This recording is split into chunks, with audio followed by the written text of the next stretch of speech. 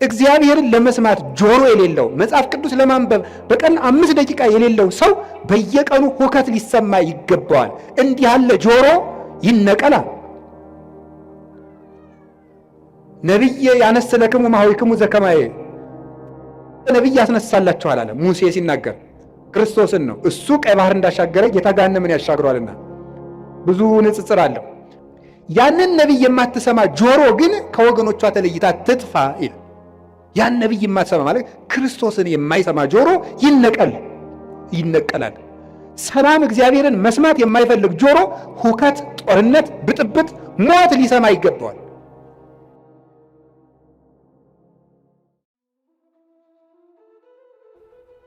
በየቀኑ ይህን የምንሰማበት ምክንያት ለእግዚአብሔር ጆሮ ስለሌለን፣ ለእግዚአብሔር ዓይን ስለሌለን ነው። ለእግዚአብሔር እግር የለን። እግሮቻችሁ የት ነው የሚሄዱት? የሚፈጥኑላችሁ ወዴት ስትሄዱ ነው? ቤተክርስቲያን ሲሏችሁ አያደርሳችሁም። እንዲሁ አይደረስ እኮ ነው። ከዚያ ትሄዱ የማስታወቂያ ሰሌዳ ለማንበብ በየቀኑ ትመላለሳለች። ስራ ወጥቶ ይሆን ጥሩ ነው፣ ተመላለሱ። ግን እግዚአብሔር ቤት ብትመላለሱ ምን አለ? የእግዚአብሔር ቤት እኮ ልንገራችሁ፣ የእግዚአብሔር ቤት ቤተክርስቲያን እኮ ማለት የእግዚአብሔር መንግስት ማለት ነው። ቤተክርስቲያን ታውቃላችሁ? ይህን ቤተክርስቲያን ማለት የእግዚአብሔር መንግስት ማለት ነው። እንዲህ ብሎ ነበረ ጲላጦስ፣ አንተ አይሁድ ንጉሥ ነህ እንዲህ አለው። ምን ብሎ ነው የመለሰለት? መንግስት የሰ የኮነትም ዝንቱ ዓለም፣ የእኔ መንግስት በዚህ ዓለም አይደለችም። ምን ማለት ነው? ቤተክርስቲያኔ ምድራዊት አይደለችም ማለቱ ነው። የእግዚአብሔር መንግስት ማናት ካላችሁኝ፣ ቤተክርስቲያን። አንድ ሰው አሜሪካ ከመሄዱ በፊት አሜሪካ ኤምባሲ መሄድ አለበት። አንድ ሰው መንግስተ ሰማያት ውስጥ ከመግባቱ በፊት ከእግዚአብሔር ኤምባሲ ቤተክርስቲያን መግባት አለበት። ቤተክርስቲያን ውስጥ የማይገባ ሰው የሰማይ ዜግነት የለውም። አንድ ሰው ከአንዲት ሀገር ኤምባሲ ውስጥ ሲገባ የዚያች ሀገር ጥበቃ ውስጥ ይገባል። ከቤተ ክርስቲያን ውስጥ የሚገባ ሰው የእግዚአብሔር እጅ ውስጥ ነው የሚገቡት። ይሄ ቤተክርስቲያኑ ግቢ ላይ የሚታጠረው አጥር በግራም ይመጣለ፣ በቀኝም ይመጣለ። እዚያ እንደዚህ ብሎ በር አለው። ይሄ መግቢያው፣ ይሄ አጥሩ ግንብ መሆኑን አታዩት። እነዚህ ምዕመናንን ተቀብለው የሚጠብቁ የእግዚአብሔር የምህረት እጆች ናቸው። ከቤተ ክርስቲያኑ ግቢ ውስጥ ስትገቡ ወደ እግዚአብሔር እቅፍ ነው የምትገቡት። እሱ በማይታጠፍ ጥበቃው ይጠብቀናል። ከዚያ በኋላ እንዲህ ያለች ነፍስ እግዚአብሔር የኤኒ ዋልወ ዘይሐጣኒ፣ እግዚአብሔር ይጠብቀኛል። እሱ እኔን ብትደብቁኝ ፈልጎ የሚያጣበት ቦታ የለም፣ እኔንም የሚያሳጠኝ የለም። እሱ ራሱ ተናግሯል እኮ አልቦ ዘይሐይደኒ እምኔ፣ በጎቼን ከእጄ ነጥቆ የሚወስዳቸው ማንም የለም ብሏል። ከእግዚአብሔር እጅ መግባት ከፈለጋችሁ ቤተክርስቲያን መግባት፣ ለቤተ ክርስቲያን ጊዜ፣ ለመጽሐፍ ጊዜ፣ ለመጸለይ ጊዜ። አንድ ሰው ከእግዚአብሔር ጋር ያለው ጊዜ ከላላ እየጠፋ መሆኑን ማወቅ ያለበት ይሄ ነው። ምን አላቸው ጌታ የማቴዎስ ወንጌል ምዕራፍ 26 ላይ ሲናገር ትግሁ ወጸልዩ ከመ ትባ ውስተ መንሱት አላቸው። ወደ ፈተና እንዳትገቡ ምን አላችሁ? ተግታችሁ ጸልዩ ማለት ነው። ጸሎት አቃታቸው ሐዋርያት አቃታቸው። መጥቶ ሁለት ጊዜ ሁለተኛው ላይ ማያቸው ተኝተው አገኛቸው። በሁለተኛው ያላቸውን ስሙ። ስኢንክሙኑ ተጊሃ አሐተ ሰዓተ ምስሌ አላቸው። ከኔ ጋር 1 ሰዓት መቆየት አቃታችሁ አላቸው። እስኪ በሉ ከኔ ጋር በሉ 1 ሰዓት መቆየት አቃታችሁ? አቃታቸው፣ ተኙ። በሶስተኛውም ተመልሶ ሲመጣ በሉ እንግዲህ ረፉ አላቸው። የሊቃውንቱ በጣም የሚገርም ትርጓሜ ይሰጡታል። በሉ እንግዲህ ረፉ፣ በሶስተኛው ረፉ አላቸው። እንተኛለን ሲሉ ክርስቶስን የሚይዙ ወታደሮች መጡና እነሱን የሚያጣድፏቸው ጀመር። ከኔ ጋር 1 ሰዓት ብትተጉ ፍጹም እረፍት ታገኛላችሁ። ከኔ ጋር 1 ሰዓት መትጋት ካቃታችሁ ግን ሁልጊዜ ስትባክኑ ትኖራላችሁ አላቸው። ስለዚህ እንዳትፈሩ፣ ፍርሃት እንዳያሻብራችሁ፣ እንዳይበትናችሁ ከፈልጋችሁ አሁን ከኔ ጋር በጸሎት ቆዩ አላቸው። ቅዱሳን ሐዋርያትን አቃታቸው። ከሱ ጋር መትጋት ስላቃታቸው ቀን ከሱ ጋር መዋልም ሳይሆንላቸው ቀረ። ጥለው ተበተኑ። ከክርስቶስ ጋር ያላደረ ከክርስቶስ ጋር አይውልም፣ ከክርስቶስ ጋር ያልዋለም ከክርስቶስ ጋር አያድርም። ስለዚህ እግዚአብሔር ቤተሰቦች ቀኑን ሙሉ ቅዱሳን ሐዋርያት ከጌታ ጋር 1 ሰዓት ተግተው ቢሆን ኑሮ ቀኑ ሁሉ መስቀሉን ትተው ሲራወጡ አይውሉም ነበረ። ቀኑን ሙሉ በሰላም መዋል ከፈለጋችሁ፣ ያለ ሁከት መዋል ከፈለጋችሁ፣ የሚያባረራችሁ ሳይኖር መዋል ከፈለጋችሁ ከክርስቶስ ጋር 1 ሰዓት ቆዩ። ለእግዚአብሔር ጊዜ ይኖራል። ከቃሉ ጋር ናችሁ? ከቃሉ ጋር ናችሁ? እስቲ እንደው ማታ ስተኙ እግዚአብሔር የሚባል የሆነ አካል ትዝ ብሎት የሚያውቅ ሰው አለ ብሏቸው ያውቃል?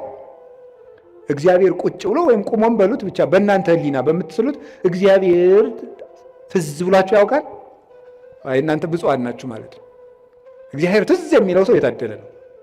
ለእግዚአብሔር የምናስብበትም ጊዜ፣ የምንጸልይበት ጊዜ፣ የምናነብበት ጊዜ፣ የምናስቀድስበት ጊዜና ከእግዚአብሔር ጋር የምንኖርበት ጊዜ ይኖራል። ጊዜን ለእግዚአብሔር በሉ እስኪ። ጊዜ ለማን? እግዚአብሔር እኛ ለእሱ ጊዜ ስንሰጠው እሱ ደግሞ ለእኛ ምን ይሰጠናል? ጊዜ ይሰጠናል። እንዲሰጠን ይህን ማድረግ አለብን። አላችሁ? እግዚአብሔር ከሁላችን ጋር ይሁን። ሁለተኛ ጊዜ ለምን በሉ እስኪ በሉ እንጂ። እሺ ጊዜ ለቤተሰብ በሉ ሁላችሁ። ጊዜ ለማን? ለቤተሰብ። ቤተሰብ ክርስቲያንነት ወይም ኦርቶዶክሳዊነት ህብረታዊነት ነው፣ አንድነት ነው ክርስቲያንነት ማለት። ለቤተሰቡ ጊዜ የሌለው ሰው ቅዱስ ጳውሎስ አንደኛ ጢሞቴዎስ ምዕራፍ 5 ላይ እንደነገረን ለቤተሰቡ የማያስብ ሰው ሃይማኖቱን ከካደ ሰው የባሰ ነው ይላል። ለቤተሰቡ ጊዜ የሌለው፣ ጊዜ ሊኖራቸው ይገባል። ለምንወደው ሰው የምንሰጠው ብቸኛው ስጦታ ምን እንደሆነ ታውቃላችሁ? ምንድን ነው? ጊዜ ነው። ጌታችን ኢየሱስ ክርስቶስ ለሚወዳቸው ሰዎች ጊዜ በመስጠት ነበር ፍቅሩን የሚገልጥላቸው። ምቹ ጊዜ ለብቻቸው ይሰጣቸው ነበር። ለቤተሰብ ጊዜ ሊኖር ሰው ባል ለሚስቱ ጊዜ ሊኖር ይገባል። ሚስት ለባል ጊዜ ሊኖር ይገባል። ለልጆች ጊዜ ሊኖራቸው ይገባል። ጊዜ እዚያ ውስጥ ጊዜ ከሌላችሁ እንደ ነፍሰ ገዳይ ናቸው። ለቤተሰብ ጊዜ የሌለው ሰው፣ ለእናቱ ጊዜ የሌለው፣ ለአባቱ ጊዜ የሌለው፣ ለዘመዶቹ ጊዜ የሌለው። አሁን ጊዜ የለም፣ ለማንም ጊዜ አይሰጥም ሰው። ውላችሁም ገብታችሁ እንደ ዝንጀሮ ስልካችሁን ይዛችሁ ቁጭ ነው። ዝንጀሮ ነው በቆሎ ይዝና አንዳንድ በቆሎ ይዞ ያምጉችላል። በቃ ግጦ ሲጨርስ በቃ እንደዚህ ነው። ጊዜ ክርስቶስ እንዴት ለቤተሰቦቹ ጊዜ እንደሚሰጥ ተመልከቱት። የማቴዎስ ወንጌል ምዕራፍ 13 ላይ ሕዝቡን ሁሉ አብልቶ ሸኘ። አብልቶ ከሸኘ በኋላ የራሱ ቤተሰቦች ደግሞ አሉት። እነማን ናቸው? ሐዋርያት። እነሱን ከሸኘ በኋላ ቤት ገብቶ ደግሞ ለእነሱ ጊዜ ሰጣቸው። ተርጉምልን የቅድሙን አሉት። ተረጉምላቸው። ዘሩ እንዲህ ነው፣ በመንገድ ላይ የወደቀው እንደዚህ ነው፣ ቶሎ የደረቀው ዘር ይሄ ነው፣ ፈጥነው የሚሰሙ ናቸው። ይሄ በመንገድ ላይ የወደቀው ዘርና ወፍ የለቀመው ደግሞ ቃለ እግዚአብሔር እየሰማ ወዲያው የሚረሳው ነው። ይሄ ወዲያው በቅሎ ወዲያው ደግሞ የደረቀው ይሄ ወዲያው ሰምቶ በስሜት የሚጠፋው ነው። በቅሎ እሾህ ያሰረው ደግሞ እሾህ አንቆ ያስቀረው ዘር ደግሞ ሰምቶ ጽድቅ እሰራለሁ ስል የሀብት ፍቅርና የዓለም ፍቅር ያሰረው ሰው ነው። በመልካም ዘር ላይ መሬት ላይ የወደቀው ደግሞ ይሄ በመልካም ልብ ላይ የወደቀው ቃለ እግዚአብሔር ነው አለና ለቤተሰቦቹ ጊዜ ሰጣቸው። ክርስቶስ ለ5000 ሕዝብም ጊዜ ሰጠ፣ ለቤተሰቦቹም ጊዜ ሰጠ። ስራ ይበዛብኛል ስብሰባውዬ ነው የሚባል ይሄ አይሰራም። ክርስቶስም ስብሰባ ውሎ ለቤተሰቦቹ ጊዜ ይሰጥ ነበር። ብቻቸውን ማውራት ለሚፈልጉ ጊዜ ይሰጣቸው ነበረ ጌታችን ኢየሱስ ክርስቶስ። ዮሐንስ ወንጌል ምዕራፍ 4 ላይ ያቺ ውሃ ቀጅ ሴት ጊዜ ያስፈልጋት ነበር። ጌታ ምን ያደርጋት? ጊዜ ሰጣት። ለዚያው ምቹ ጊዜ። ከሰው መሃል ብታወራ የምታፍርበት ገመና ስለነበራት በስልት ሐዋርያት በራባቸው ሰዓት፣ እሷም ደግሞ ውሃ ለመቅዳት በምትመጣበት ሰዓት ሐዋርያትን ሂዱና ምሳ ገዝታችሁ ከተማ ነው አለ። እሷ ደግሞ የምትመጣው ያው ስታገባ ቶሎ ቶሎ ስለሚሞትባት ይቺ ነፍሰ ገዳይ እየተባለች ሴቶች ውሃ ሲቀዱ ስለሚሰድቧት በእስራኤል ውሃ ቀዳዱ እንደኛ ስለሆነ ሴቶች ሁሉ ውሃ ቀድተው ቤታቸው ቁጭ ሲሉ በቀትር እሷ ልትቀዳ ሄደች። በምቹ ሰዓት ክርስቶስ ጊዜ ሰጣት። በቀትር ሰዓት ወጓን ሁሉ አዳመጣት። በደንብ አድርጎ ነው ያዳመጣት። እንዲሁ እኮ ይገርማል። እናንተ አሁን በቀትር ሰዓት ፀሐይ እየመታችሁ እንኳን ክርስቶስ ያን ያህል አምላክ እንዲሁ ትልቅ ሰው ቢሆኑ ታዳምጣላችሁ። ጌታ ምቹ ጊዜ ሰጥቶ አዳመጣት። ስለዚህ ጊዜ ስለሰጣት እሷም ልቧን ለሱ ሰጠችው። ጊዜ መስጠት ጌታችን ኢየሱስ ክርስቶስ ለብዙዎቹ ነበር ጊዜ። ትልቅ ሰው ነኝ አይል፣ አምላክ ነኝ አይል፣ ለሁሉ ሰው ቁሞ የመቆየት እድል ይሰጣቸው ነበረ። የማቴዎስ ወንጌል ምዕራፍ 9 ላይ ስታዩ 2 ዕውሮች ነበሩ። ጌታችን አልፎ ሲሄድ 2 ዕውሮች የዳዊት ልጅ ሆይ ማረን አሉ። እሱ አልፎ እየሄደ ነው። ማረን ሲሉ ምን ይላል? ማቴዎስ ወንጌል ምዕራፍ 9 ላይ ስታነቡ ይላል ወደ ቤትም በገባ ጊዜ 2 ዕውሮች መጡ ይላል። ወደ ቤትም በገባ ጊዜ የሚለው ለምንድን ነው የተጻፈው? መጽሐፍ ቅዱስ ላይ ዝም ብሎ የሚጻፍ ቃል የለም። ሊቃውንቱ ሲተረጉሙት ምን ይላሉ? ዕውሮች ናቸው ሩጠው እንዳይደርሱበትና ከቤት ገብቶ ቆያቸው ይላል። ይህን ጊዜ መስጠት። ሩጠው እንደማይደርሱ ያውቃሉ፣ አይነ ስውሮች ናቸው። ስለዚህ እስከሚመጡ ድረስ ጊዜ ሰጣቸው፣ ቆያቸው። ይሄንን ሊቃውንተ ቤተክርስቲያን ምን ብለው የተረጉሙ? መንገድ ላይ ያሉት ደግሞ ምን ይላሉ? አጋንንት ምንድን ነው የሚሉት? መንገድ ላይ ያሉት ሰዎች ደግሞ እናንተ አትጥሩት፣ ትልቅ ሰው ነው እንደው ትልቅ እንዴ አታፍሩም እንዴ ስትጠሩት መንገድ ላይ ዝም በል ይሏቸዋል። ወአፈድፈዱ ከሊሃ ይላል። እነሱ ግን እንዲያውም ጨምረው እንዳልጮህ እንጂ የዳዊት ልጅ ወይ ማረን ብለው እንዲያውም ደግሞ ድምፅ ጨመሩበት። ገብቶ ቆያቸው ይላል። ሊቃውንቱ ምን ብለው ይተረጉሙታል? ክርስቶስ ለእነዚህ ዕውሮች ሩጠው የሚደርሱበት አዝግመው እስኪደርሱ ድረስ ከቤት ገብቶ ቆያቸው። ምን ይላሉ? ዕውሮች የሚባሉት ክርስቶስን የክርስቶስን ብርሃን ማየት ያልቻለች ዕውር ነፍስ ናት። ዕውር ነፍስ የጌታን ብርሃን ለማየት ያልበቃች በድንቁርና በኃጢአት ውስጥ ያለች ነፍስ ናት። የዳዊት ልጅ ወይ ማረኝ የምትለው ጸሎቷ ነው። እግዚኦ መሐረነ ክርስቶስ የምትለው ዝም በል አትጩህ የሚሉት ደግሞ አጋንንት ናቸው። ጸሎት አቋርጥ የሚሉት ናቸው። ተኛ ዝም ብለህ ተኛ እንዳትጮህ የሚሉት ናቸው። ክርስቶስ ግን እነዚያን ዕውሮች ቁሞ ቆያቸው ማለት እሱን ለማየት እስከምትበቃ ድረስ በኃጢአትም በድንቁርናም የታወረችውን ነፍስ ክርስቶስ ይቆያታል። እቤት ገብቶ ይቆያታል አዝግማ እስከምትደርስ ድረስ። ሁላችንም ቆይቶን ነው እንጂ ገና ዕውሮች ነን በእውነቱ ማለት በጊዜ ሰጥቶን እቤት ገብቶ ቆይቶን ነው አሁንም ቢሆን የመጣ ነው። ክርስቶስ እንደ ፍጥረቱ ጥሎን ቢሄድ ድሮ ማንም እዚህ መድረስ አይችልም ነበር። እዚህ መግባት አንችልም። ቤቱ ውስጥ መግባትም አይፈቀድልም ነበር። ማን ይዘልቀዋል? እሱን ተጽዕነ ላዕሌኪ ኪሩቤል ወሰረረ በክነፈ ነፋስ። ሕሊና መላእክት እንኳን የማይደርስበትን ጌታ እኛ ግን በቅዱስ ሥጋው በክቡር ደሙ እንድንዋሃደው የፈቀደልን እሱ ቆሞ ስለቆየን ነው። ጌታችን ላልደረሱት እስኪደርሱ ጊዜ ይሰጣል። እናንተ ጊዜ ትሰጣላችሁ? ቶሎ አልገባው ላለ ሰው ጊዜ ትሰጣላችሁ? አንተ ደደብ እስከ መቼ ድረስ ነው ከአንተ ጋር የምኖረው አትሉ? ጊዜ ትሰጣላችሁ? ቁማችሁ ትቆይታላችሁ? ሰው እስኪስተካከል፣ ጠባዩ የከፋ ሰው እስኪስተካከል ትቆያላችሁ? ወዲያው ነው። ማንን አይቆይም። አሁን ጥሎ መሮጥ ነው በቃ። እና ቆዩት እስቲ፣ ሁሉንም ሰው ቆዩት፣ ይስተካከላል ከቆየ ነው። በጊዜ የማይስተካከል ዲያብሎስ ብቻ ነው። ሰው ይስተካከላል። ጊዜ ለቤተሰብ እስኪ በል ንገሩ እንጂ። አዎ ጊዜ ለቤተሰብ ሊኖር ይገባል። ብዙ አሁን እንዴው እናታችን ቅድስት ቤተክርስቲያን እየተፈተነች ያለችው አንዱ በትዳር ነው እየተፈተነችው ያለው። የባለ ትዳሮች ደግሞ መሰረታዊ ችግራችሁ ምንድን ነው ስትሉ ጊዜ የላችሁም። ትዳሩን የሆነ ሱቅ ነው የምታደርጉት። ምን ማለት ነው መሰላችሁ? ስራ ቦታ ሆኗል ማለት ነው። ጊዜ የላችሁም። ባልና ሚስት አብራችሁ የምትሆኑበት ጊዜ የለም። አትተዋወቁም እኮ ሁላ። ጊዜ ያልሰጣችሁት ሰው ይኸውላችሁ፣ በሰነፍ አዝመራ አለፍኩ አረም በቅሎበትም አየሁት አለ ሰሎሞን። በሰነፍ አዝመራ አለፍኩ አረም በቅሎበት አገኘሁት። ለሚስትህ ጊዜ ከሌለ ዞር ዞር ብለህ ስትመጣ አረም በቅሎባት ነው የምታገኘው። አረም ይበቅልባታል። የነገር አረም፣ ሌላም አረም፣ ሌላም አረም። የአረም አይነቶችን አግሪካልቸር ባለሙያ ጠይቁ። ብዙ አረም ነው የሚበቅልባት። ነግሬያችኋለሁ። ለባሎቻችሁ ጊዜ ከሌላችሁ ብዙ አረም ያበቅላል፣ ይሸፍታል ልብ። እነዚያን አረሞች ደግሞ ነቅሎ የሚጥላቸው የለም።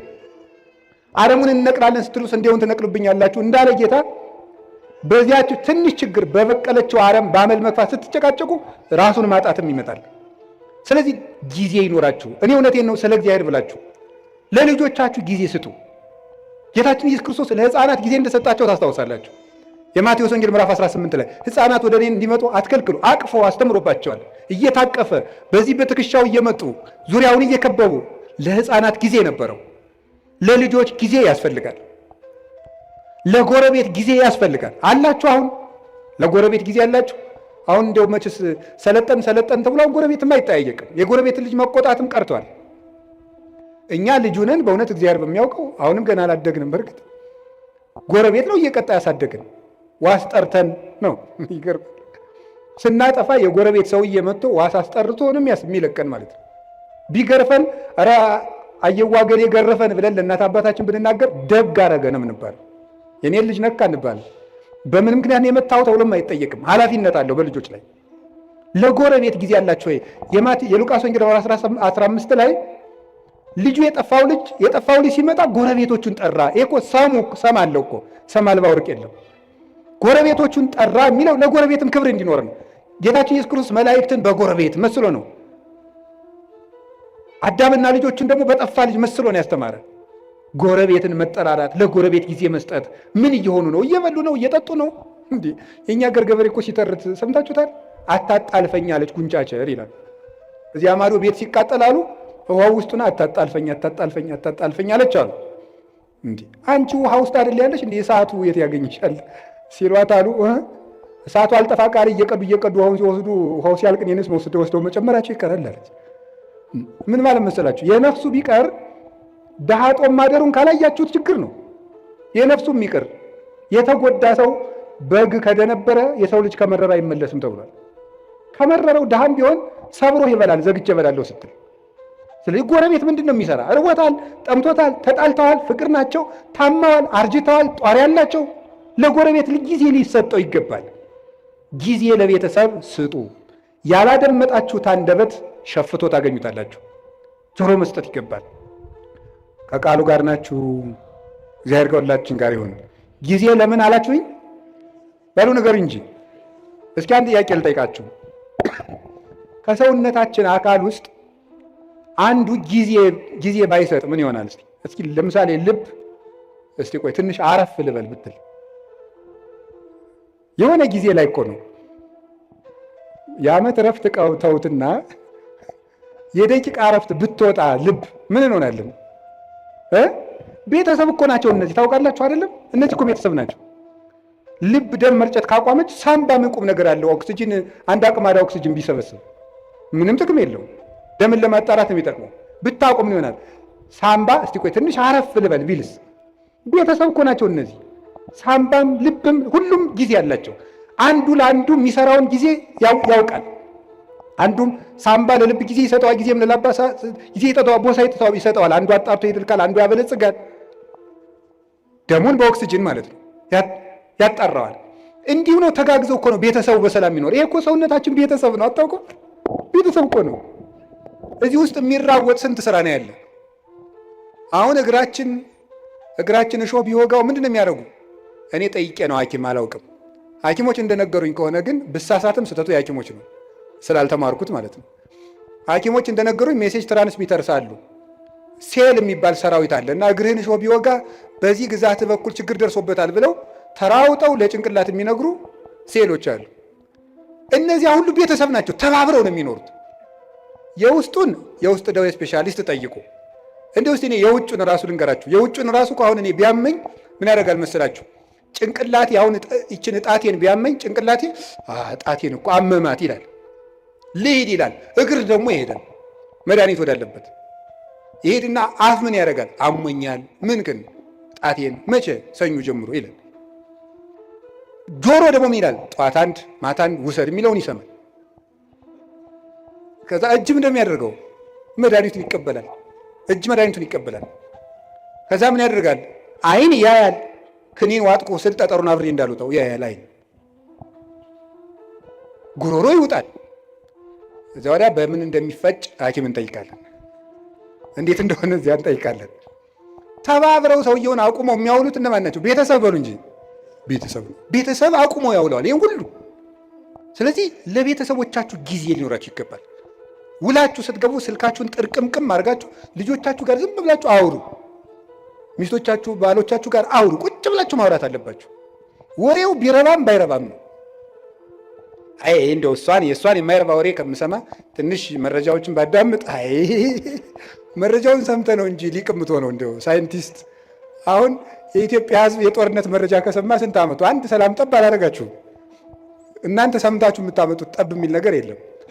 እዚህ ውስጥ የታፈኑ ድምፆችን ስሙ። ቤት ውስጥ ነግሬያቸዋለሁ። ድመትን በማዳበሪያ በከረጢት ቋጥራችሁ ዝም ብትሏት ትሟጭራለች። ካልወጣች አታርፍም፣ ትሟጭራለች። ሀሳብ ካልተደመጠ ይሟጭራል፣ ከውስጥ ይረብሻል ማለት ነው። ሰው መናገር ይፈልጋል። አሁን ይገርማል እኮ ሰው አሁን የሚፈልገው ማውራት ነው። እንደውም አሁን ንስሐ አባቶች ሁሉ የተቸገርነው ሰውን ቤት የሚሰማው ስላጣ የዓመቱን ከእኛ ላይ ስለሚናገር ነው። የዓመቱን ይመጣና እኛ ላይ የ10 ዓመቱን የ40 ዓመቱን እቤት አይሰማውማ። እቤት ባሏ አይሰማትም። እኛ ላይ መጣ የ40 ዓመት ወሬ እንዴ! ፍዳ እኮ ነው። እቤት ሚስቱ አትሰማውም። እኛ ላይ መጥቶ ብሎ በቃ አውርዶት የሀብሌ ዝናብ ምንም በቃ ወይ እንደ ቴሌቪዥን በሪሞት አናሳልፈው ነገር በቃ ዝም ብሎ መውረድ ነው በቃ ማለት ነው። ይሄ ሁሉ ችግር የመጣው ምንድን ነው ውስጥ በሉ ቤተሰብ። እስቲ ጊዜ ለቤተሰብ በሉ። ጊዜ ለማን? እኔ ስለ እግዚአብሔር ብላችሁ ለቤተሰብ ጊዜ ስጡ። እግዚአብሔር ጊዜ እንድንሰጥ ይፍቀድልን። ሶስተኛው የምነግራችሁ ጊዜ ለማዳመጥ እስኪ በሉ። አቤት ለማዳመጥ ጊዜ ስጡ። አሁን ብዙ ሰው አይሰማም። እንደውም አንዳንድ ጊዜ እኔ እንዲሁ በአማርኛ ልንገራችሁ፣ እንዲሁ በአማርኛ አሁን እኔ ራሴ በግሌ ለምክር ብዙ ምዕመናንን አገኛለሁ። 1 ሰዓት ያወሩኛል። ዝም ብዬ ማለት 1 ሰዓት ያወሩና 10 ደቂቃ መፍትሄ መናገር ሲጀምር ራሳቸውን ማከክ ይጀምራሉ። ታሟል እኮ ሰው በጣም ታሟል። እንዲሁ እናቴ እንዲሁ መናገር ነው የሚፈልገው። በቃ ተናግሮ ብቻ መሄድ። እንዲሁ አንዳንድ ጊዜ 2-3 ሰውም ታዝብ ያውቃሉ።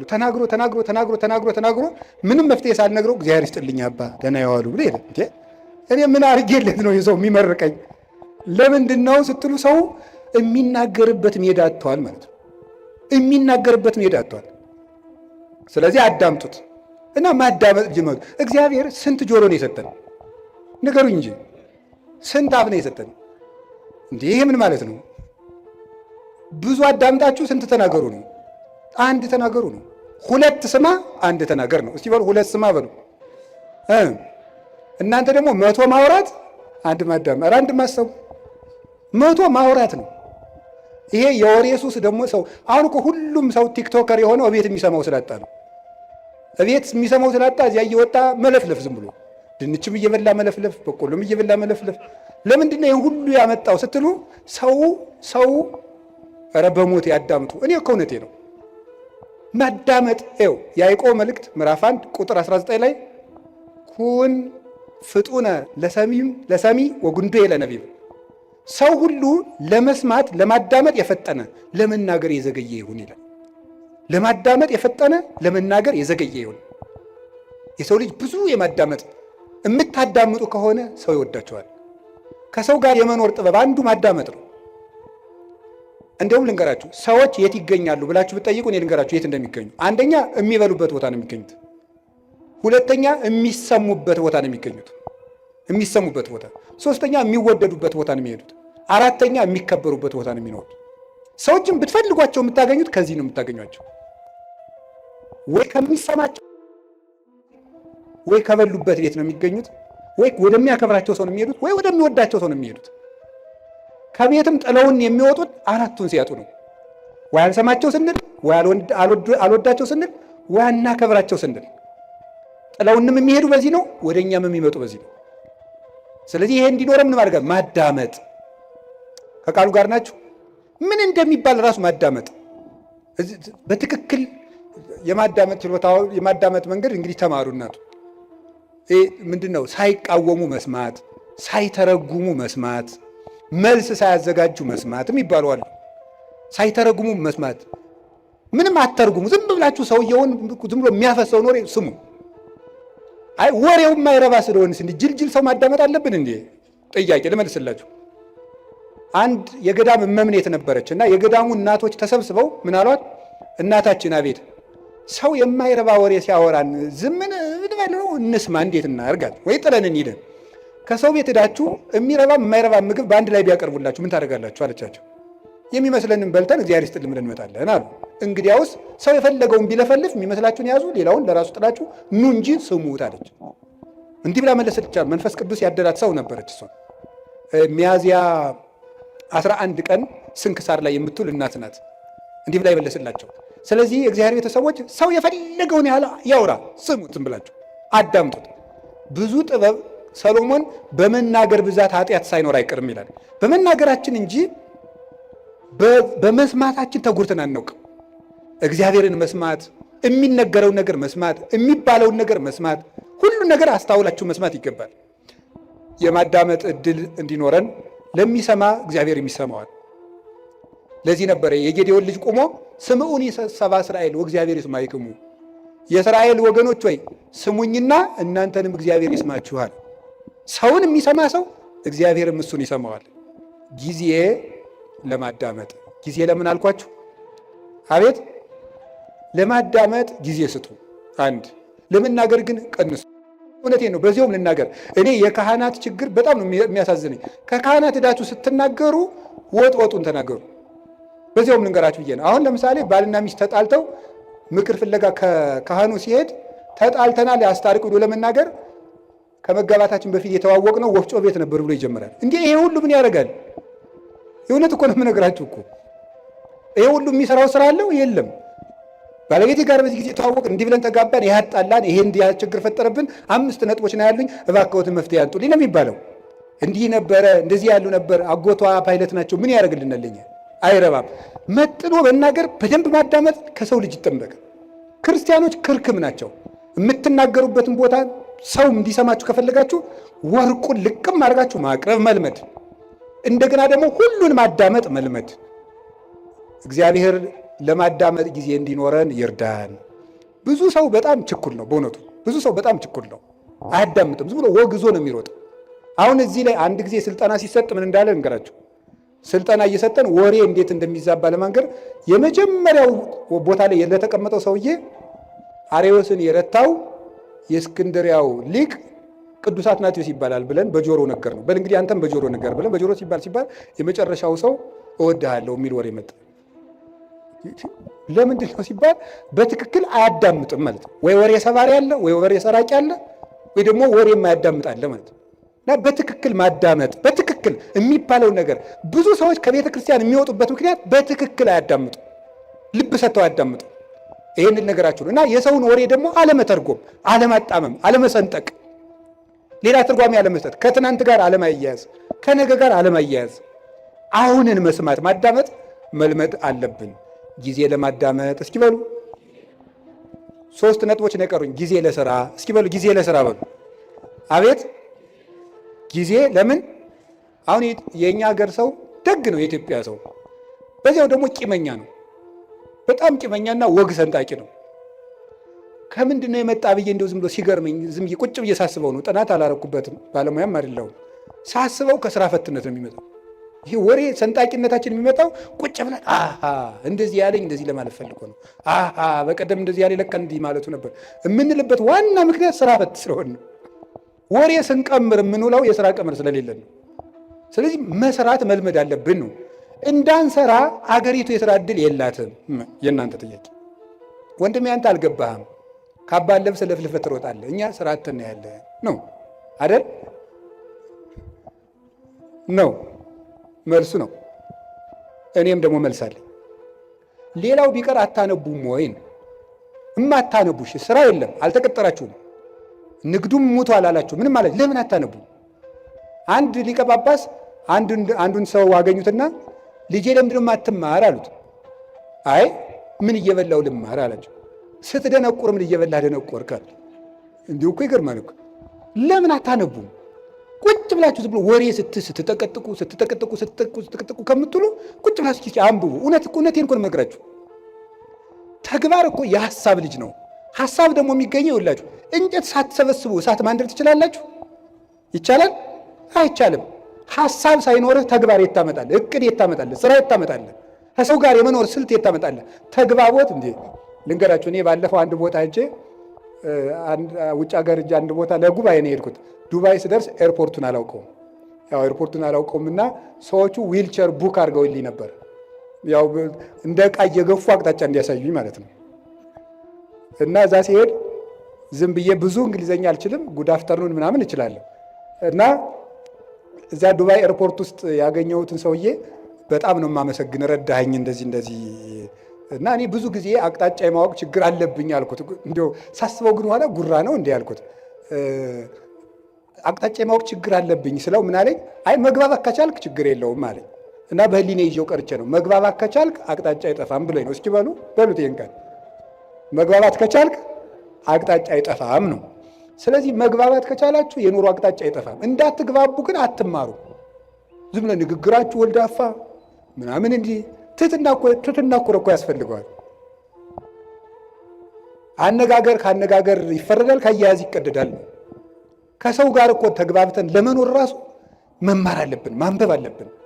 ጊዜ ለስራ እግዚአብሔር 6 ቀን ሰራ፣ 1 ቀን አረፈ። መንፈሳዊ ፍቻ አለው። 6 ቀን የተባሉ 6ቱን ቃላተ ወንጌል ፈጽማችሁ 7ኛው መንግስተ ሰማያት ፍጹም ተወርሳላችሁ። አንድም 6000 ዘመን ሲፈጸም ፍጹም እረፍት ክርስቶስ ይመጣል ነው ሐሳቡ። ግን በቁሙ ግን ስራ መስራት አለባችሁ። ጊዜ ለስራ በሉ። እንዲህ እውነቴን እኮ ነው የምነግራችሁ። ብቻ ገደል እንዳገቡ ናችሁ። ሩጡ፣ ብትሮጡ ይሻላል ቁጭ ብላችሁ መከራችሁን ከምታዩ ማለት ነው። እንዲያው ይባላል ይላሉ እኮ አባቶቻችን። እንደው ዘመን አድርገን ስናገረው ስራ የፈታ አይምሮ የሰይጣን ቤተ ሙከራ ነው ይባላል።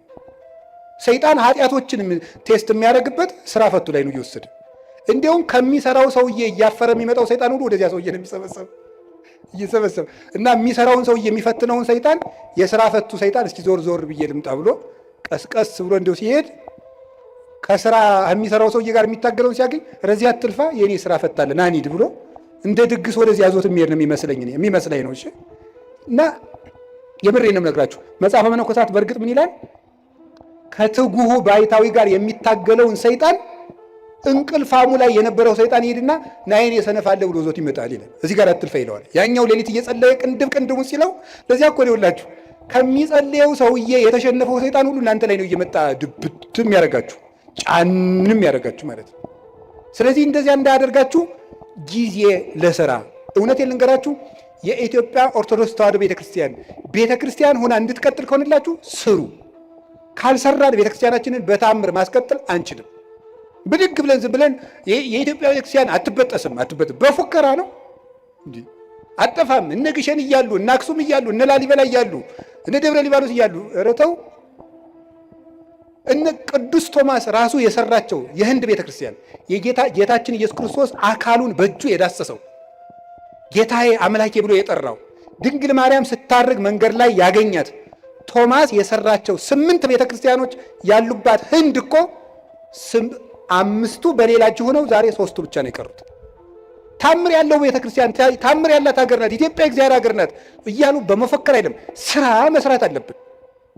ክርስቲያኖች ስራ በቃ ትኩርኩር ብላችሁ ሳትንቁ ስሩ። ከጠፋ አንብቡ። ማንበባችሁ ደግሞ ስራ እንዴት እንደምትሰሩ ያሳያችኋል። ጊዜ ለስራ። እስኪ ጊዜ ለስራ በሉ ንገሩኝ እንጂ እግዚአብሔር ይስጥልኝ። ሌላው ደግሞ ጊዜ ለምን ድገሙ። አቤት ጊዜ ለምን? ጊዜ ለመዳን። እስኪ ጊዜ ለመዳን በሉ። ለምንድን ነው ዛሬ ጊዜ ለምን የሚለውን ርዕስ የመረጥከው ብትሉኝ፣ ዛሬ የማን ጾም ነው? አቤት የነነዌ ጾም ነው። የነነዌ ጾም ስንት ቀን ናት? 3 ቀን ለምን የተጠቀሙ ሰዎች ናቸው? የነነዌ ሰዎች ለመዳን የተጠቀሙ ሰዎች ናቸው። ጊዜ ያያችሁ እንዴት እንደሚጠቅም።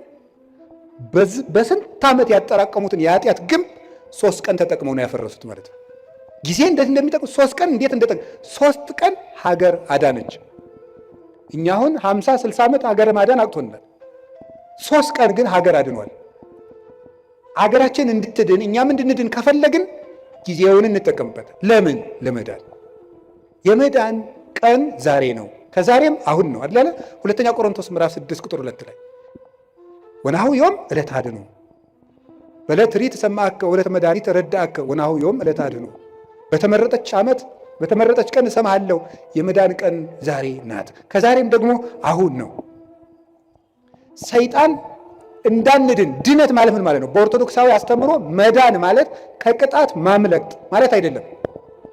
ምን ማለት ምን ይመስላችኋል? መዳን ማለት ከእግዚአብሔር ጋር መዋሃድ ቲኦሲስ ማለት ነው በግሪኩ።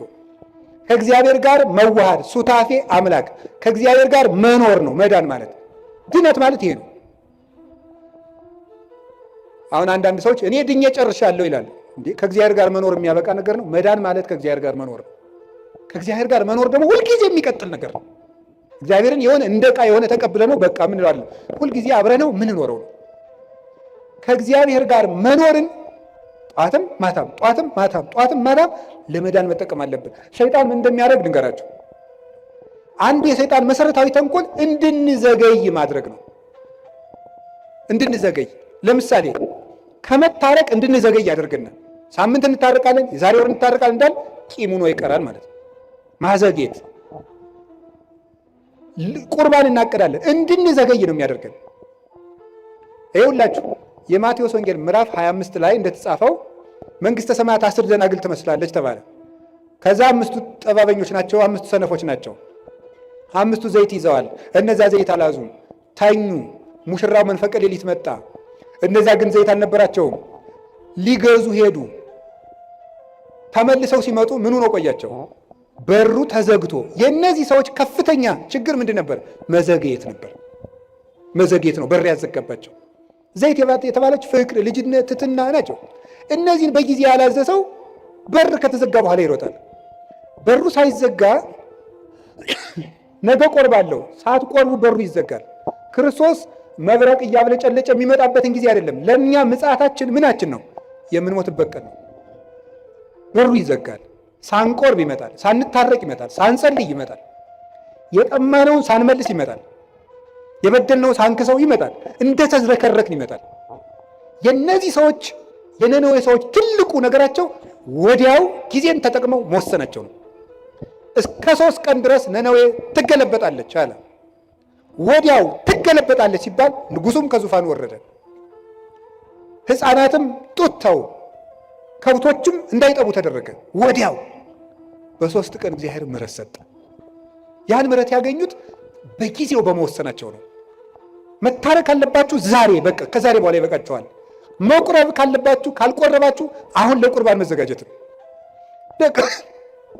ለቁርባን አሁን ነው መወሰን ያለብን፣ መጸለይ ያለብን አሁን። እስቲ ጊዜ ይስጡኝ፣ እስቲ እንዲህ ያለ ይስጡኝ። እስከ መቼ ነው ጊዜ የሚሰጠን? እስመ እግዚአብሔር መፍቀሬ ሰብ ሎቱ ስብሐት ይትዔገስ ኩሎ ጊዜ።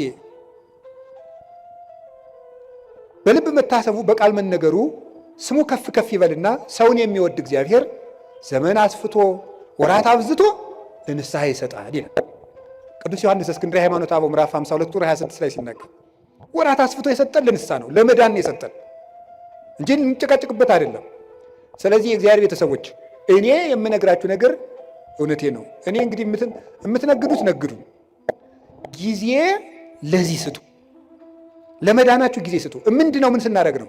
ስናነብ መጽሐፍ ቅዱስ። ምንድነው ስናደርግ ነው? ንስሐ አባታችን ጋር ስንገናኝ፣ ስንጸልይ፣ ከቤተ ክርስቲያን ጋር ያለን ግንኙነት ጥብቅ ሲሆን ጊዜ ለመዳን እንጠቀምበት። እግዚአብሔር የመዳን ጊዜ ሰጥቶናል። ክርስቶስ ከተወለደ ጊዜ ጀምሮ ያለው ጊዜ የመዳን ጊዜ ነው። በመድኃኒት ቀን እየታመምን ያለን ደግሞ እኛ ነን። በመዳን ቀን ሰው ይታመማል። ሐኪም እያለ ይታመማል። ሰላም እየሰለት ሰው ይታወቃል እንዴ? ንግሥተ ሳባ ትትነሳ ወትትፋታ ለዛት ትውልድ። የሳባ ንግሥት ተነስታ ይችን ትውልድ ትፋረዳታለች። እስመ መጻት እምጽንፈ ምድር ከመ ትራይ ጥበቦ ለሰሎሞን። የሰሎሞንን ጥበብ ልታይ ከዚህ ከምድር ዳርቻ ከኢትዮጵያ አንስታ ተጉዛለችና ዘአቢም ሰሎሞን ሀሎ ዜ ከሰሎሞን የሚበልጥ ጌታ ዛሬ እዚህ አለ። ሰላም በሌለበት ዘመን ጠራዋል። እኛ ግን ባለበት ዘመን ነው። እንጀራ እያለ ነው እየተራብን ያለው። ውሃ እያለ ነው የሚጠማን። መድኃኒት ተወልዶልን ነው የምንታምመው። የመዳን ቀን ዛሬ ነው። የመጨረሻ ድነት ለራስ እስኪ በሉ ድገሙኝ እንጂ ድነት ለማን? ለራስ። እዚህ ላይ የምጠቅሳቸው ጌታችን ኢየሱስ ክርስቶስ ከመጾሙ ከማስተማሩ በፊት ስንት ቀን ጾመ? በሉ ንገሩ እንጂ 4 ቀን። ብዙ ምን ማለት ነው? ከማገልገላችሁ በፊት ለራሳችሁ ጊዜ ይኑራችሁ ለማለት ነው። ዮሐንስ መጥምቅ 6 ወር ከመስበኩ በፊት ስንት ዓመት በረሃ ነበር? 30 ዓመት በረሃ ነበረ። ብዙ ሰዎች ለራሳቸው ጊዜ ሳይኖራቸው ለሰው አገልጋይ ሆነው ይመጣሉ። ለራሱ ጊዜ የሌለው ሰው የሚያገለግለውን ሰው ጨምሮ ይጎዳል እንጂ አይጠቅምም። ቅዱስ ጳውሎስ ጌታችን ኢየሱስ ክርስቶስ ካነጋገረው በኋላ 3 ዓመት በአረብ በረሃ ኑሮ ለራሱ ጊዜ ሰጥቶ አዳምጦ ያስተምር ሄደ። ለራስ ጊዜ። ይሄ ግን ማንን ይኖርን መሰል? እንደምን ይላል? ለሌሎች ከሰበኩ በኋላ እኔ የተጣልኩ እንዳልኩ ሰውነቴን እጎስመዋለሁ ይላል። ለራሱ ጊዜ ነበረው። ጌታችን ኢየሱስ ክርስቶስ ሲያስተምር ብሎ ማታ ደብረ ዘይት የሚያድረው ሰው እያገለገላችሁ ለራሳችሁ ጊዜ ይኑራችሁ ለማለት ነው። ለራሳችሁ ጊዜ ይኑራችሁ። አባታችን አቡነ ተክለ ሃይማኖት ምድርን ሁሉ ሲያገለግሉ ከኖሩ በኋላ መጨረሻ ላይ የተናገሩት አንድ ቃል ነበረ። መቅረዝ ቢጠፋ ማን ያበራለታል? ጨው አልጫ ቢሆን ማን ያጣፍጠዋል? እኔ ዙሪያ ሀገሩን ሁሉ ጨው አረኩት፣ እኔ ግን አልጫ ሆንኩ፣ ወዮልኝ አሉ። መጨረሻ ላይ ገርል እንዳልቀመሰ ሰው ይላቸዋል። ገርል እንዳልቀመሰ ሰው እንደገና ደግሞ በአንድ እግራቸው ቆሞ ክርስቶስን ፍቅሩን እየፈለጉ መጋደል ጀምሮ ይላል። ይሄ ለራስ ጊዜ መስጠት ነው። ይሄ ማንን ይመለከታል? እኔን፣ የቤተ ክርስቲያን ሰዎችን። ከዛ ሰዓት ማንን ይመለከታል? አስተባባሪ። አስተባባሪ ብዙ ጊዜ ለራሱ ጊዜ የለውም። በዚህ ቁጭ በል ምናምን፣ እንደዚህ በል ምናምን፣ እንደዚህ። ይሄ በማህበር የሚደራጅ ሰንበት ተማሪ አይቆጡኝም፣ በጣም ነው የምንዋደደው። ሰንበት ተማሪ ለራሱ ጊዜ ያጣል። በቃ መዝሙር ይዘምራል፣ ሌሊት ያድራል፣ እንዲህ ይላል፣ ከበሮ ይመታል፣ ያስተባብራል። ለራሱ ጊዜ የለው። እዚህ ወጣቶችም ትኖራላችሁ፣ የጥምቀት አንጣፊዎቹ ለራሳችሁ ጊዜ ይኖራል። ለታቦቱ ጊዜ ሰጣችሁ ማታ የሀገራችን ሰው ምን ይላል? ስትፈጭ ውላ አቦካች ባተላ ይላሉ። እንደዚህ ነው ማለት ነው። ስለዚህ ለራስ ጊዜ መቼ ነው የሚኖረን? ሁልጊዜ አስተባባሪ። ግን እንዳሉ ለከብቶች እያጠጣ እሱ ግን ይበሰብሳል ይባላል። ከብቶችን ያጠጣና ያረካቸዋል፣ እሱ ግን እየበሰበሰ ነው የሚሄደው። ስለዚህ ውሃን መሸከም ለመለምለም ከሆነ ጥሩ፣ ለመበስበስ ከሆነ ግን ጥቅም የለውም። ለራሳችን ጊዜ ይኖራል። ጌታ ለሐዋርያት ያላቸው እንዲህ ነበር፣ ለራሳችሁ ተጠንቀቁ፣ ለራሳችሁ እቀቡ ርእሰክሙ ኢታክብዱ ልበክሙ፣ ለራሳችሁ ተጠንቀቁ፣ ልቡናችሁን በመብል በመጠጥ በመቀማጠል አታክብዱት፣ ለራሳችሁ ጊዜ ስጡ ነው ያላቸው። ለራሳችሁ። ቅዱስ ዮሐንስ አፈወርቅ ደግሞ ምንድን ነው የሚለው? አንተ ሰው ከቤትህ በድን እያለ የሰው በድን ልትቀብር ከሰው ልቅሶ አትሄድም። የራስህ ቤት እያፈሰሰ የሰው ቤት ልትከድን አትሄድም። መጀመሪያ የራስህን በድን አውጣና ቅበር። መጀመሪያ የራስህን ቤት ክደን፣ እዛ ሌሎችን ቤት የሚያፈሰው ልትከድን ትሄዳለህ ይላል። ስለዚህ ለራሳችን ጊዜ እንዲኖረን ያስፈልጋል። ይሄ ዓለም ልንገራችሁ፣ እውነቴን ነው የምነግራችሁ የእግዚአብሔር ቤተሰቦች፣ እየገባችሁ እንደሆንም እንዳልሆንም አላውቅም፣ ወይ በጊዜም ይገባችኋል። ጨርሻለሁ፣ መጨረሻዬ ነው። አሁን የምንኖርበት ዓለም የ21ኛው ክፍለ ዘመን ወደፊትም የሚመጣው ዓለም ምንድን ነው የሚያደርገን ካላችሁኝ፣ ለራሳችን ጊዜ እንዳይኖረን ነው የሚያደርገን። ጊዜ እንዳይኖራችሁ ያደርጋል። ሌላው ቀርቶ እየተሳሳታችሁ እንደሆነ እንዳይገባችሁ ጭምር ነው የሚያደርገው። የምታስቡበትን ጊዜ ነው የሚያሳጣችሁ። እንዲሁ መቼ ነው ስሉ የምታስቡት? ለመሆኑ ታስባላችሁ? ልንገራችሁ አንድ ነገር ማለት ነው። እንዲሁም አነብላችሁ ነበረ። እኔ ያው እንደናንተ ስልክ እጠቀማለሁ። ይሄ ሰፊ ስልክ መጽሐፍም አለው ስልኬ።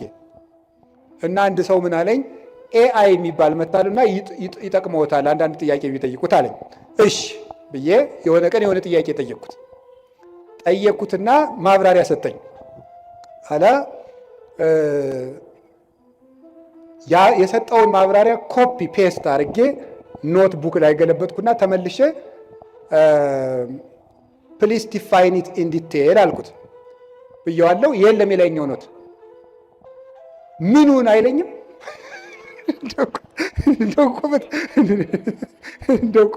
በጣም ነው የገረመኝ እኔ ማለት ነው። እውነቴን ነው። እግዚአብሔር በሚያውቀው ስልኬ ላይ አንስቼ አስቀምጨዋለሁ። እንደዚህ ያለውን ነገ ካገኘሁት አነብላችኋለሁ።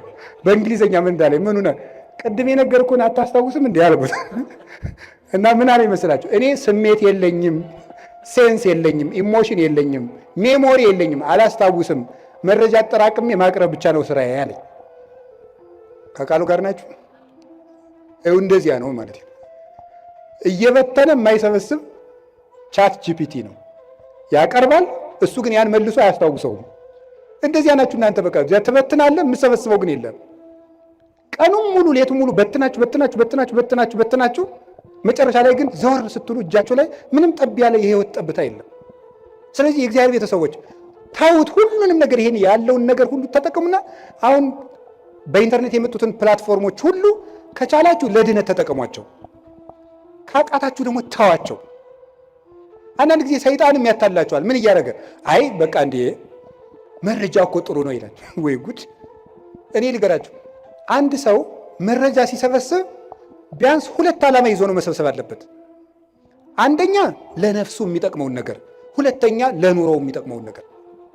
ከሁለቱ ውጭ የሆነ ነገር ላይ በማዳመጥ ጆሮአችሁ መደንቆር፣ አይምሯችሁ መደንዘዝ የለበትም። ምን በወጣን እንዴ! ሰዎች እኮ እንዲሁ አሁን እኮ በሉ ተውት፣ ሁሉን ቢያወዱት አሉ ሆድ ባዶ ይቀራል። ስለዚህ ለራሳችሁ መቼ ነው ጊዜ የምትሰጡት? አሁን ስታነቡም ኢንተርኔትን ብታዳምጡ፣ ቲክታክን ብታዳምጡ፣ ፌስቡክ፣ ዩቱብ ብታዳምጡ ወይ ለነፍሳችሁ ወይ ለእንጀራችሁ። እስኪ በሉ ወይ ለነፍሳችን በሉ።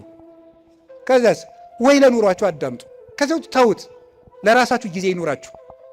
ለራሳችን ጊዜ እንዲኖረን እግዚአብሔር ይርዳን።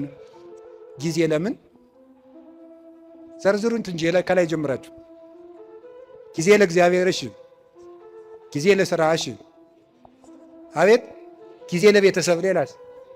ጊዜ ለማዳመጥ፣ ሌላስ? አቤት፣ ጊዜ እና በዩቲዩብ ሁሉ የሚያወራውን ሰው አትስሙት። ከተጣሉኝ የሚጣሉ አሁን እንትና አቶ እንትና እውነቱን አፈነዱት ይላል። ምንም የፈነዳ ነገር የለም። አትስሙ። በቃ እንደዚህ አፈነዱት፣ ዘለቁት፣ አፍረጠረጡት የሚል ነገር አትስሙ። በቃ እውነት ብቻ የምትሰሙበትን ምንጭ ለይታችሁ ስሙ። እስከ መጨረሻው ጨርሼ የምናገርበት ምክንያት ትውልዱን የሚጠፋን እንደው እኮ ይገርማል። አሁን ቅድም በነገርኳችሁ መሰረት ያን ኤአይ የሚባለውን ሰውዬ ወደፊት ለኦርቶዶክሳውያን ፈተናችን ምን ሊሆን ይችላል ብዬ ጠየቅኩት። እመቤቴን ከልቤ የምነግራችሁ አንዱ ኤአይ ነው አለኝ። ከልቤ እኮ ነው የምነግራችሁ ማለት ነው። አንዱ የኦርቶዶክሳውያን ፈተና ኤአይ ነው ብሎ ራሱ አልነገረኝም።